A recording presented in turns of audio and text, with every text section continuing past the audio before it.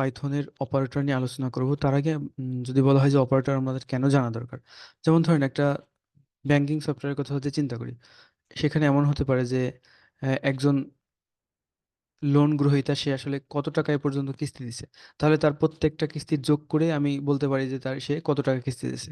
এখন মনে করেন একজন ব্যক্তি যদি তার ব্যাংক থেকে টাকা উঠাইতে চায়, তাহলে আমাকে দেখতে হবে তার ব্যালেন্সে কত আছে আর সে কত টাকা উঠাইতে চায়। এইটার বিয়োগফল যদি তার মিনিমাম ব্যালেন্সের মধ্যে থাকে, তাহলে কিন্তু আমরা বলি যে হ্যাঁ, সে এই তো পরিমাণ টাকা তুলতে পারবে। তাহলে এখানে তার সে যে টাকা উত্তোলন করতে যাচ্ছে এবং তার ব্যাংকে যেটা আছে দুটোর মাঝে বিয়োগ করার প্রয়োজন হবে। এখন আমরা যদি বলি যে একজন ব্যক্তি ব্যাংক থেকে লোন নিছে, ধরেন 5 লাখ টাকা লোন নিছে, সে এটা 2 বছরে শোধ করবে। তাহলে এই 2 বছরে যদি শোধ করতে হয়, তাহলে তার মাসিক কিস্তির পরিমাণ কত হবে? তাহলে এখানে তার 2 বছরে কয়টা মাস হবে এবং তার কত টাকা কিস্তি নিছে, সেই কিস্তির টাকা দিয়ে তাকে ভাগ দেওয়ার প্রয়োজন হবে।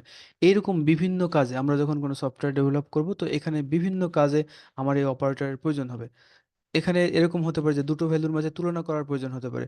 যেমন সে যে টাকা তোলার জন্য রিকোয়েস্ট করছে, সেইটার পরিমাণ যদি সেইটার পরিমাণ তার ব্যালেন্সে যা আছে তার চেয়ে বেশি না কম।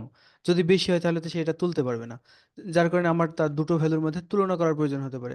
এরপরে যদি এরকম হয় যে একই ব্যক্তি একই ব্যক্তি সে একটা লোন ইতিমধ্যে নিছে, সে আরেকটা লোন নিতে যাচ্ছে, তাহলে আমরা দেখতে পারি যে যে লোন নেওয়ার যে তথ্যটা যে টেবিলে রাখা আছে বা যে ফাইলে রাখা আছে, আর আবার যে নতুন করে যে লোন নিতে যাচ্ছে তার যে তথ্যটা, দুটো তথ্যের মাঝে আমরা তুলনা করতে পারি যে আসলে যে ব্যক্তি এখন লোন নিতে যাচ্ছে তার তথ্য কি আগে থেকে এখানে আছে কিনা। মানে এখানে ইন বা নট ইন একটা ব্যাপার আসবে। তো এই একটা সফটওয়্যার ডিজাইন করার ক্ষেত্রে বিভিন্ন ধরনের অপারেটর প্রয়োজন হয়। আমরা শুরুতে একটা বেসিক যে অ্যারিথমেটিক অপারেটর যেটা আছে সেটা নিয়ে যদি শুরু করি, এখানে দেখতে পাচ্ছেন যে এখানে আছে প্লাস মাইনাস, তারপরে গুণটা আছে। তো প্লাস তো সহজেই বোঝা যাচ্ছে যে দুটো ভ্যালু সে যোগ করে দিবে, মাইনাস দুটো ভ্যালু বিয়োগ করবে, গুণটা এখানে বাদ পড়ছে যেটাকে আমরা মাল্টিপ্লিকেশন বলতেছি। তো সে দুটো ভ্যালুকে গুণ করে দিবে। এরপরে আমরা দেখতে পাচ্ছি যে এটা হচ্ছে ডিভিশন, মানে দুটো ভ্যালুকে ভাগ করে দিবে। এইটা মডুলাস। এইটা একটু বলি যে মডুলাস হলো দুটো ভ্যালুর মধ্যে থেকে ভাগ শেষটা বের করে দিবে। যদি আমরা এখানে এই এখানে আমি একটা কোড সেগমেন্ট নিয়েছি। এখানে আমি যদি লিখি যে x = 5, মানে x এর মান আমি দিলাম 5, y = 3, আমি y এর মান দিলাম 3। তাহলে আমি এখানে জেড নামে একটা ভেরিয়েবল দিলাম এবং এখানে লিখলাম এক্স প্লাস ওয়াই। তাহলে মূলত আমার জেড এর মধ্যে এক্স এবং ওয়াই এর যোগফলটা আসবে। আমি যদি এখানে প্রিন্ট দেই,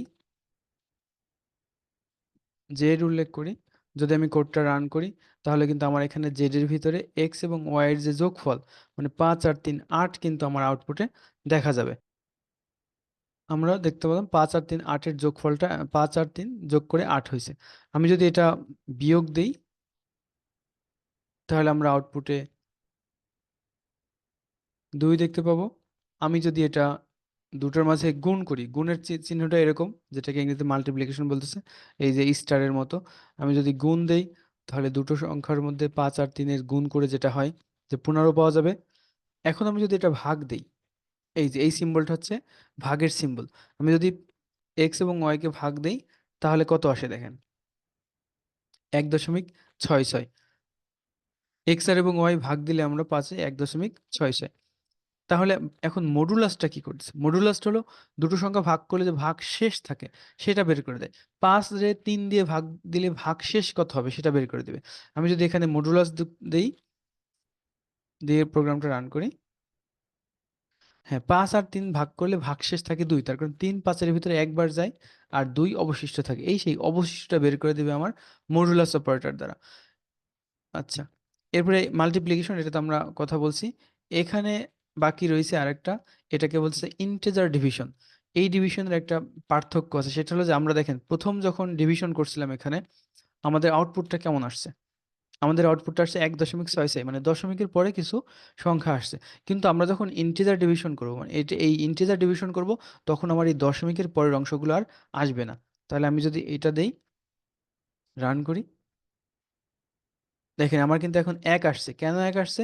যে 3 5-এর ভিতরে একবার যায়, আর বাকি যে দশমিক যুক্ত অংশটা ছিল সেটা কিন্তু আমার এখানে আসেনি। আরেকটা অপারেটর আছে, এখানে হয়তো উল্লেখ হয়নি, ডাবল স্টার। এটাকে আমরা যে এক্সপোনেন্ট বলি বা পাওয়ার বলি, এই পাওয়ারের কাজটা এটা দিয়ে করা হয়। যেমন আমি ধরেন এখানে লিখলাম 2 আর এখানে 3 আছে, তাহলে এক্স, এই আমি ডাবল স্টার মানে পাওয়ার যে অপারেটর বা এক্সপোনেন্ট দিলাম, রান করি, কত আসছে? 8 আসছে। 2 এর পাওয়ার 3 দিলে 8 হয়। এই যে 2 পাওয়ার 3 সমান 8 হয়। এটা কিভাবে হয়? যদি আমরা বলি যে 2, এখানে 2 এর পাওয়ার 3 আছে, তার মানে 2 গুণ 2 গুণ 2 সমান আমরা 2 দুগুণে 4, 4 দুগুণে 8 পাবো আমরা। তাহলে এইটা হচ্ছে কি আমার দুটো ভ্যালুর মধ্যে পাওয়ার বের করার জন্য এই এক্সপোনেন্ট অপারেটর ওটা আমার এই পাইথনে ব্যবহার হয়।